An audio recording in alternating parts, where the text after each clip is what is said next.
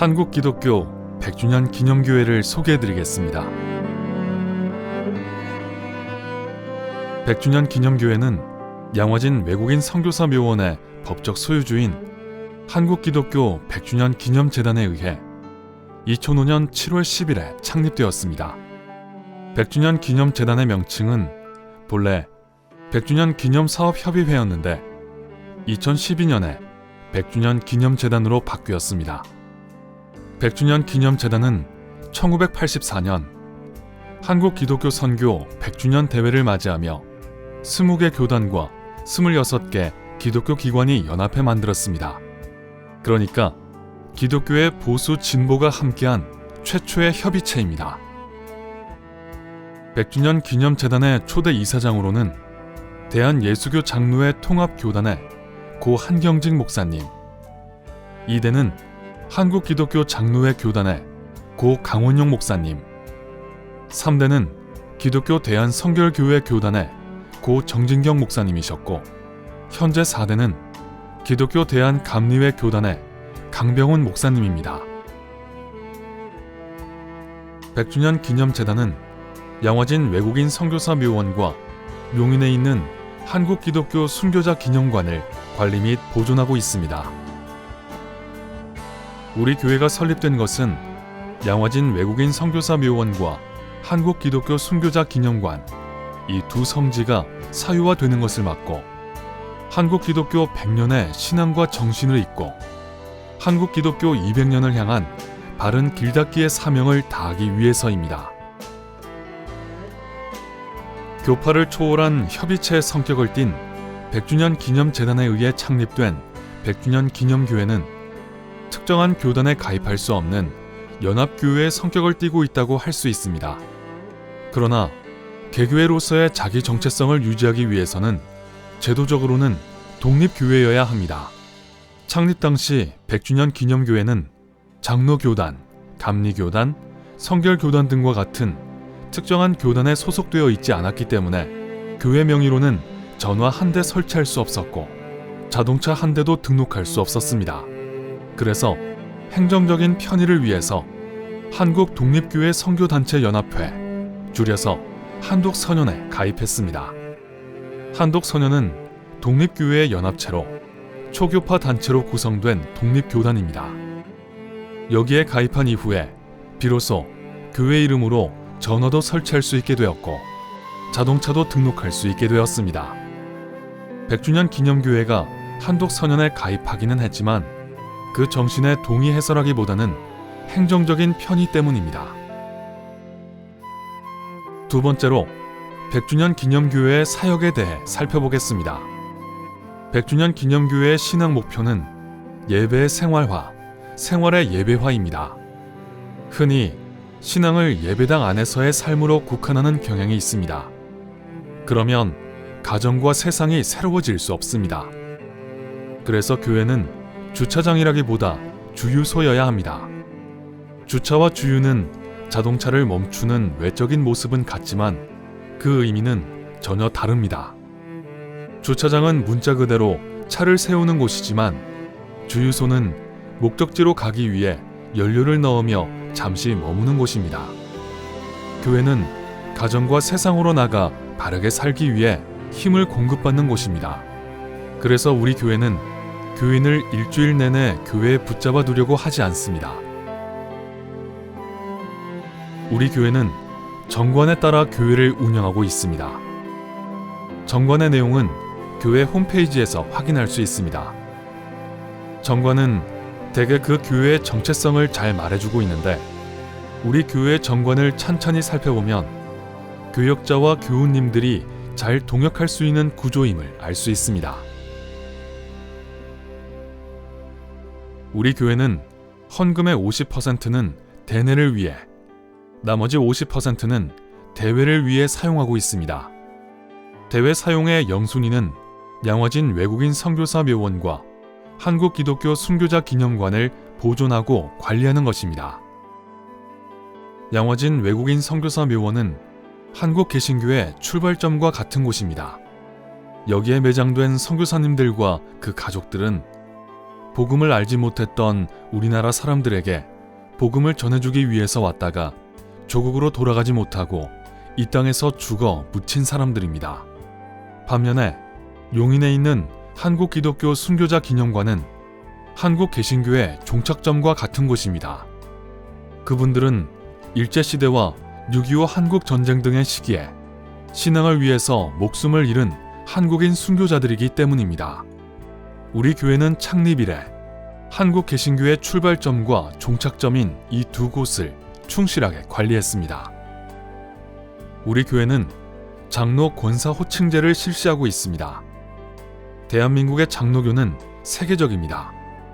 한국교회가 성장하는 데는 장로 권사의 역할이 지대했음을 부인할 수 없습니다. 그러나 이 직분이 계급화, 권력화, 서열화된 지도 오래입니다. 많은 교회에서 장로 권사가 되기 위해 선거운동을 합니다. 또 선출되고 난 후 임직식을 할 때는 헌신이라는 명목으로 많은 헌금이나 헌물을 해야 합니다. 이런 병폐를 막기 위해서 100주년 기념교회에서는 정관에 규정된 과정을 거치기만 하면 지위고하, 빈부귀천을 떠나서 모두 장로와 권사로 호칭하기로 했습니다. 그것이 만인 제사장의 정신이기 때문입니다. 또한 장로나 권사로 호칭받는 분은 호칭을 지위나 권력으로 여기지 않고 교회와 사회 낮은 곳에서 섬기고 돌보는 밑가지의 사명으로 여기시기를 당부드리고 있습니다. 정관에 규정된 내용은 첫째, 만 60세 이상 되신 분으로, 둘째, 우리 교회에서 집사로 임명된 지 7년 이상 되신 분으로, 셋째, 디도서 2장 2절 3절에 합당하신 분이며, 이 구절을 읽어보겠습니다. 늙은 남자로는 절제하며 경건하며 신중하며 믿음과 사랑과 인내함에 온전하게 하고, 늙은 여자로는 이와 같이 행실이 거룩하며 모함하지 말며 많은 술에 종이 되지 아니하며 선한 것을 가르치는 자들이 되고, 넷째, 우리 교회가 정한 교육, 현재는 새신자반, 성숙자반, 사명자반 각각 10주, 총 30주간의 교육 훈련을 이수하시고, 다섯째, 우리 교회에서 3년 이상 봉사하고 계신 분 가운데 마지막으로 해당 구역장과 교구 교역자가 추천하는 분입니다. 마지막 사항의 의미는 호칭자로 불리시는 분들이 주일 예배는 물론 구역 성경 공부 등에 최소한 참석하시는 분이어야 한다는 의미입니다. 다른 교회에서 장로와 권사로 임직을 이미 받으신 분은 교회 등록 후 만 1년이 지나고 네 번째 항목, 즉 새신자반, 성숙자반, 사명자반 30주 과정을 이수하시고 현재 봉사를 하시면 됩니다. 집사는 만 30세 이상 되시고 세례 후 만 1년, 그리고 등록 후 만 1년이 되면 호칭하고 있습니다. 간혹 우리 청년들 중에 집사님이라고 부르면 어색해하시는 분이 있는데 앞으로는 자연스럽게 받아들이시면 좋겠습니다. 우리 교회에는 남녀 선교회가 없습니다. 창립 당시 선교회를 만들 것인가 말 것인가에 대한 논의가 있었습니다. 하지만 선교회라는 이름만 있지 사실상 친목회로 바뀌게 될 우려가 있기에 선교회라는 이름으로 교인들을 교회에 묶어두지는 말자고 해서 만들지 않았습니다. 우리 교회에는 예산이 없습니다. 예산을 세우는 것은 경제 논리이지 성경의 논리가 아니라는 믿음 때문입니다. 하나님께서 교회에 교인으로 등록하게 하실 숫자가 몇 명인지, 헌금을 얼마나 주실지는 아무도 모릅니다. 일반적으로 교회에서 예산을 세울 때 전년도에 비해 10%에서 20% 높여 세우는데 사실 헌금이 그렇게 많이 들어온다는 보장은 없습니다. 하지만 일단 예산을 세우면 거기에 따라가야 합니다. 만약 예산안에 비해 헌금이 적게 나오면 목사는 헌금을 강조하는 설교를 해야 할 것입니다. 그렇기 때문에 우리 교회는 예산은 없지만 결산을 아주 철저하게 하는 방법을 선택했습니다. 1원 단위까지 써서 원장 자체를 공개합니다. 단지 공개하는 것만이 아니라 공개를 위해 전문 회계사로 구성된 감사팀의 감사를 매달 받습니다. 우리 교회는 상임위원회와 운영위원회가 있습니다. 교회 결정 구조가 작으면 분란의 소지가 많습니다. 그 구조에 참여한 사람들이 그것을 권력화하기 쉽기 때문입니다. 그러나 결정 구조가 크면 참여하는 사람들이 많기 때문에 분란이 적어지고 투명해지지만 대신 효율성은 떨어질 수 있습니다. 그래서 상임위원회와 운영위원회를 통해 균형 잡힌 결정 구조를 만들고 있습니다. 상임위원은 연말에 해당 봉사팀의 봉사부원이 추천하는 봉사팀장, 공동 담임 목사, 그리고 전임 교역자로 구성되어 있습니다. 이분들이 장로교회의 당회원 역할을 합니다. 운영위원회는 각 구역을 대표하는 구역장, 공동 담임 목사, 그리고 전임 교역자로 구성되는데 상임위원회에서 결정된 내용은 각 구역장에게 전달됩니다. 그리고 메일을 받은 구역장은 상임위원회에서 결정된 사항들을 구역원과 나누게 됩니다. 따라서 구역 성경 공부에 참여하면 교회의 결정 사항이 무엇인지 알 수 있습니다. 뿐만 아니라 교회 홈페이지 안내 및 공지에 상임위원회의로 결산 보고서란을 통해 언제든지 상임위원회에서 결정된 내용들을 모든 분이 열람하실 수 있습니다. 우리 교회는 모든 교인이 함께 예배를 준비하고 참여하기 위해 전교인이 돌아가면서 대표기도와 봉헌위원으로 섬기고 있습니다. 교회 등록 후 1년, 세례받은 지 1년 이상 된 20세 이상의 교우는 누구든지 가나다 순으로 주일 예배나 수요 성경 공부 시간에 대표기도와 주일 예배 봉헌위원을 담당하시게 됩니다. 사부 예배는 30대 청년들 중 일부와 20대 청년들이 가나다 순으로 기도합니다. 기도 차례가 되면 교역자들이 전화를 드립니다. 그때 거절하지 마시고 용기를 내어 기도해 보시기 바랍니다. 한 주에 5분이 기도하게 되는데 1년에 260명이고 20년이면 5,200명이고 40년이면 1,400명입니다. 따라서 우리 교회에 20세 이상, 등록 1년 이상 된 세례교인이 대략 9,000여 명이시기 때문에 한 번 거절하시면 산술적으로 40년 가까이 지나서야 순서가 돌아옵니다. 물론 두렵고 부담스러울 수도 있지만 예배를 준비하는 과정에서 경험하는 특별한 은혜가 있습니다. 우리 교회는 매주 연인원 수백 명이 봉사합니다. 5개의 성가대가 있는데 지휘자, 반주자, 솔리스트가 모두 자원봉사로 봉사하고 있습니다.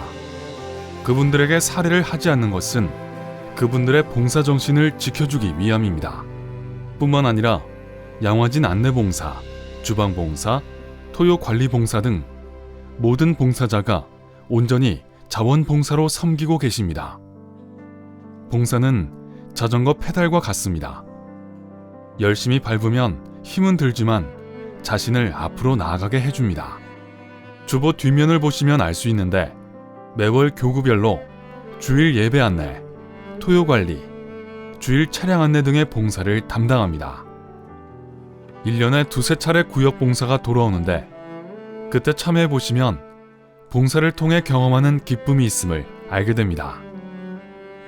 우리 교회 교역자들은 교회 창립 때부터 납세의 의무를 다하고 있습니다. 우리 교회 교역자들은 신방 헌금을 받지 않습니다. 또한 장례나 결혼 주례 후에도 사례비를 일체 받지 않습니다. 그 중심을 존중해 주시기 바랍니다. 성찬식은 자주 할수록 좋지만 주일 예배 공간뿐만 아니라 강단 위에 성가대 위치 변동 및 성찬위원 운영의 한계로 인해 주일 예배 시에 시행하기가 정말 쉽지 않습니다. 그래서 부활주일 전 고난주간과 방학기간 및 성탄주일 전 3차례에 걸쳐 수요 성경 공부 시간에 세례 입교식 및 성찬식을 갖습니다.